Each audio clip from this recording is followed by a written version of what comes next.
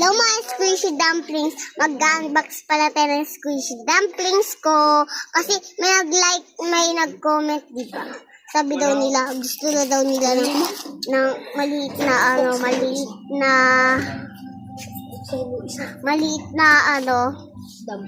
dumplings. Gusto daw nila yung maliit. Kasi daw, hindi daw mabilis mabutas. Ganyan. Go! Wala! Kaya pala yung dumpling squishy na rin. Lang. Magkatikas na nagkod ko eh.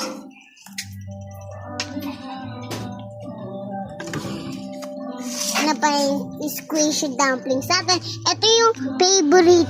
Ito yung gusto kong makuha. Ito yung purple na dumplings. Ito. Purple na dumplings. Kaya gusto kong makuha. Kaya buksan na natin mga dumplings. Go!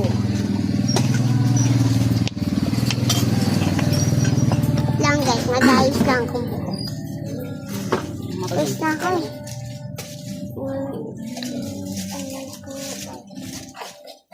Ito na pala, makakabuhay! Mga dumplings! Buksan na natin. Ang gusto ko pala makuha ay purple na glitters. Ready, get set? Alexika, ang galing ko talaga pumili. Kaya sa akin kaya siopaw.